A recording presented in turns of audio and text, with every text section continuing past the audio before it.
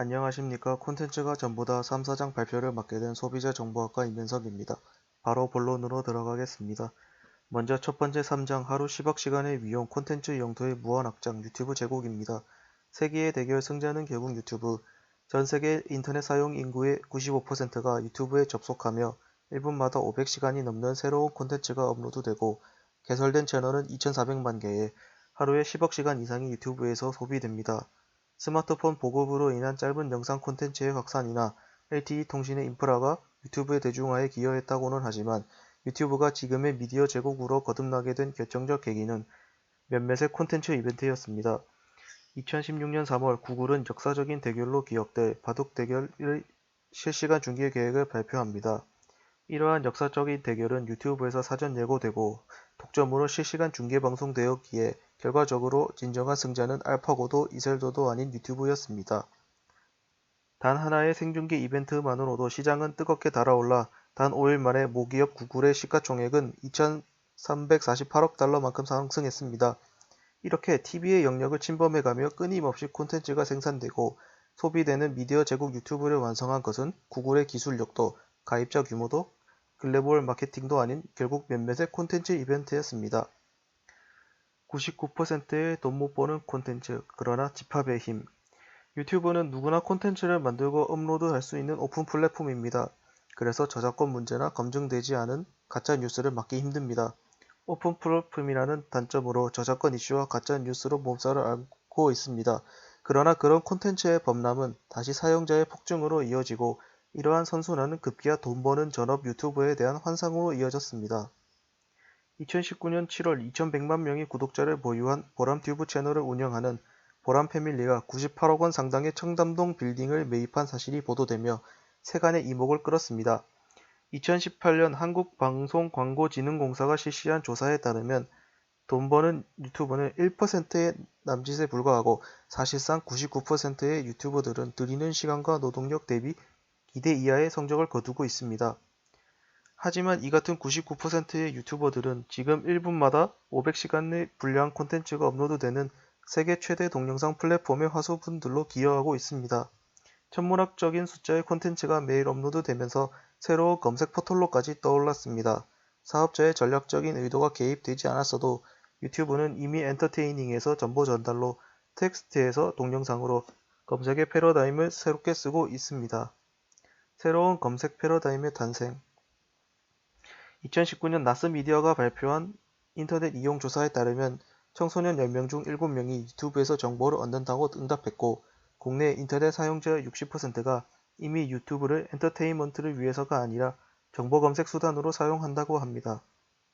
이렇듯 늘어나는 검색량이 월 30억 건의 이상에 달하면서 유튜브의 돋보기 검색창은 국내 검색 시장을 독점하던 녹색 검색창을 위협하는 것을 지나 구글에 이어 세계 2위의 검색 엔진 자리를 차지했습니다.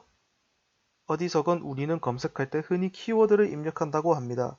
유튜브는 이에 더해 사용자가 이전에 시청했던 콘텐츠 기록들을 검색어와 연계하여 검색 결과를 보다 맞춤형으로 제공하는데 이것을 유튜브 검색 알고리즘이라고 합니다. 유튜브의 방대한 콘텐츠들은 단순히 시청을 위해서만 존재하는 것이 아니라 새로운 검색 패러다임의 밑밥으로 깔리며 구글의 검색 인프라에 기여하고 있는 것입니다. 구글의 검색 기능은 콘텐츠 대량의 소비를 통한 머신러닝으로 나날이 개선되고 있습니다. 이는 사용자의 검색 의도와 메타데이터가 얼마나 부합하는지를 단순히 판단하는 것을 넘어 콘텐츠에서 의미를 추출하는 기술 그 이상을 의미합니다. 과거에도 지금에도 유튜브의 방대한 콘텐츠와 그 소비량은 구글의 검색 기능 향상에 기여하고 있습니다. 먹방 사운드만으로 방송국이 되는 시대. 유튜브 시대가 열리면서 방송국이 일반적으로 콘텐츠를 전달하는 방식은 끝났습니다. 유튜브는 사용자들에게 내 이야기를 하고 싶은 욕구를 충족시키고 이를 통해 돈도 벌 수 있다는 희망도 함께 심어주면서 플랫폼 내의 콘텐츠는 더욱 풍성해졌고 자연스럽게 사용량도 급증했습니다. 브이로그, Get Ready With Me, 제품 언박싱과 하울 리뷰, ASMR 등 모두 지금 유튜브 채널을 대표하는 키워드들입니다. 즉, 나 혼자 만들어낸 사운드와 내레이션만으로도 방송국이 되는 시대입니다. 유튜브라는 서비스 이름 자체가 당신과 브라운 관의 합성과 합성어인 것처럼 유튜브는 정말로 개인이 방송국이 되는 시대를 열었습니다. 유튜브가 정복시켜 놓은 TV 방송국의 새로 판, 이제 유튜브가 방송국이고 컨텐츠입니다. 5060 세대, 편향된 컨텐츠가 주는 행복. 현재 1020 세대 다음으로 유튜브를 오래 시청하는 세대는 3040이 아닌 5060 세대입니다. 5060 세대에 급증하는 유튜브 사용 원천 역시 콘텐츠이며 이는 유튜브만의 추천 알고리즘에 기인합니다. 엘리 프레이저가 그의 책 생각 조종자들에서 처음 언급한 필터 버블이란 현상이 있습니다. 필터 버블이란 인터넷 정보 제공자가 맞춤형 정보를 이용자에게 제공해 이용자는 필터링된 정보만을 접하게 되는 것을 말합니다. 결국 유튜브의 콘텐츠 추천 알고리즘은 도돌이표처럼 유튜브라는 무한루프에 갇히게 만듭니다. 5060 세대나 일부 386 세대는 본인의 성향에 맞춤으로 제공되는 편파적인 콘텐츠의 편안함을 느낍니다. 나에게만 달콤한 콘텐츠와 입맛에 맞는 가짜 뉴스를 추천하는 알고리즘은 특히 50대 이상의 노년 세대들에게 적중하며 유튜브 사용량을 늘리는 데에 기여 중입니다. 사용자들의 체류 시간 증대가 지상 최대의 과제인 유튜브의 안성맞춤인 전략인 셈입니다. WW에서 CCW의 시대로 인터넷 프로토콜 주소들이 거미줄처럼 얽히고 연결되어 있는 구조에서 사용자가 데이터를 찾고 이를 통해 또 데이터가 쌓이는 WW의 패러다임은 지금 유튜브가 만들어가고 있는 콘텐츠 세상과 흡사합니다.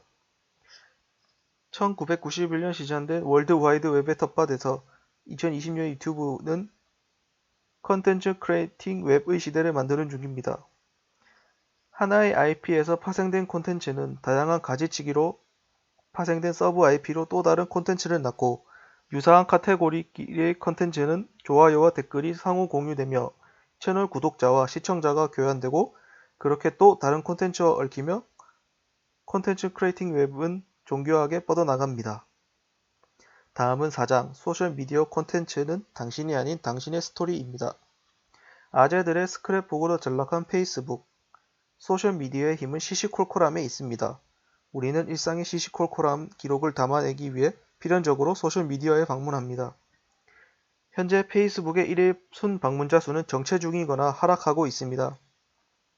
YT 세대들은 시시콜콜함을 잃은 지루한 페이스북을 떠난 지 오래되었고 소위 아재들만이 마치 에버노트 메모처럼 단순히 정보를 주고받거나 본인만의 아카이브로 활용 중입니다. 왜 페이스북에서는 시시콜콜한 콘텐츠가 사라졌을까요? 페이스북은 사진과 동영상, 실시간 중계를 통한 빠른 소통을 하기에는 불편합니다.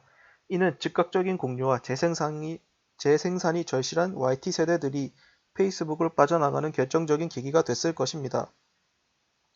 소셜미디어의 생명이 시시콜콜한 것들을 담아내는 데에 있고 이러한 일상의 기록들이 결국 사용량과 광고주를 움직이는 동력임을 전제한다면 지금의 페이스북은 역행하고 있는 것이 사실입니다. 인스타그램, 시시콜콜함의 힘. 우리는 한정된 미디어 소비 시간 동안 다양한 검색 포털을 방문해야 하고 주말이면 극장에서 개봉하는 신작도 봐야 합니다. 이렇기에 SNS에서는 사진과 영상으로 가볍게 빠르게 소통하기를 원합니다. 인스타그램은 쉽습니다. 콘텐츠 생성과 업로드에 있어서 용이한 접근성과 최소한의 글자로 인한 빠른 소통 속도 이것이 인스타그램의 급격한 성장 이유입니다. 지금 인스타그램의 사용량은 폭발적입니다. 각종 포털에서는 인스타그램의 사용량이 페이스북, 스냅챗 같은 여타의 소셜미디어를 역전하며 폭주하고 있음을 보여줍니다. 어느새 인스타그램은 메신저 기능까지 흡수하고 있습니다. 인스타그램의 콘텐츠에 메신저 기능이 더해지는 순간 이보다 더한 시시콜콜함의 극치가 없습니다. 소셜미디어의 끝은 바로 메신저가 되는 순간이기도 합니다. 먹스타그램은 끝났다. 이제는 셀스타그램이다. 인스타그램은 소셜미디어를 넘어 커머스 플랫폼의 대체자가 된 듯합니다. 인스타그램 커머스는 크게 두 가지 부류로 구분할 수 있는데 하나는 기존의 인터넷 쇼핑몰을 홍보하는 채널로 이용하는 방식, 또 하나는 인스타그램의 스토리를 커머스와 연계하는 방식입니다. 인스타 커머스와 상호작용하는 콘텐츠는 소셜미디어 플랫폼의 미디어에 매순간 업로드되는 분절된 콘텐츠들이 아니라 이를 엮어내는 스토리텔링입니다. 구매 행위로 이어지는 콘텐츠가 되려면 매력의 전달이나 희소한 정보 전달 중 하나가 필요합니다. 즉, 고객이 돈을 지불하는 것은 제품의 가치와 인스타그래머가 갖고 있는 서사 중간 어디쯤이며, 이는 곧 소셜미디어에서의 콘텐츠는 당신이 아니라 당신의 스토리라는 것을 의미합니다. 생활 포털이 되어가는 서칭스타그램. 검색 서비스의 생명은 무엇보다 사용량입니다. 콘텐츠 업로드와 콘텐츠 소비가 만드는 누적 사용량을 통해 검색 서비스는 보완되어 가며 정확도와 신뢰도가 점점 향상됩니다. 이 같은 인스타그램의 풍부한 검색 결과는 쉴 새 없이 쌓여가는 해시태그 덕분입니다. 물론 공신력 있는 뉴스나 문서화되어 잘 정돈된 정보를 찾을 순 없지만, 일상생활에 필요한 정보들은 구글이나 유튜브보다 더 생생하고 빠르게 찾을 수 있습니다. 해시태그는 인스타그래머들이 만들어가는 열린 검색 서비스이자 문화현상으로 진화 중인 검색용 메타데이터입니다. 콘텐츠를 분절하고 해체시켰으나 결과적으로 더 많은 콘텐츠를 쌓게 했습니다. 광고 플랫폼으로 진화 중인 인스타라이브. 최근의 인스타라이브는 제품 광고나 팔로우 수를 늘리기 위한 각양각색의 자질구레한 찌라시들로 기하급수적인 사용량을 보이고 있습니다. 지금 인스타그램 라이브는 실시간 광고 플랫폼과 찌라시 그램 사이의 중간 어디쯤에 있습니다. 최근 한옥 베이커리 뉴트로 감성으로 시장의 반향을 일으키며 매장을 확장 중인 프리츠 컴퍼니는 인스타그램이 없었다면 적어도 TV 출연은 했어야 이 정도로 알려졌을 거라며 광고 플랫폼으로서의 인스타그램 효과를 극찬하기도 했습니다. 현재 팔로워는 6만 5천 명 수준이며 이들 가운데 상당수가 팬덤으로 활동하고 있습니다. 10만 개에 육박하는 게시물이 팬덤이 만들어낸 결과물입니다. 멀티소통에 집중하는 페이스북과 달리 자신의 관심사에 집중된 인스타그램 안에서의 소통이 YT세대와 이들을 겨냥한 사업자들에게 적중하고 있습니다. 이것이 소셜미디어가 본연의 시시콜콜함을 놓아서는 안 되는 이유입니다. 넥스트 소셜미디어, 인스타그램의 진화인가, 또 다른 플레이어의 등장인가. 통상 소셜 네트워크 서비스라고 불리는 소셜미디어는 말 그대로 유사한 관심이나 활동을 공유하는 사람들 간의 교호적인 관계를 구축하고 보여주는 온라인 서비스 또는 플랫폼으로 정의됩니다. 즉, 개인 간의 관계가 핵심인 소셜미디어는 나의 의지와 무관하게 내 관계망에 포함된 제2, 제3의 개인들의 취향과 늘 바뀌는 사회적 트렌드에 적절히 반응하며 늘 새로운 서비스를 갈고해야만 하는 것입니다.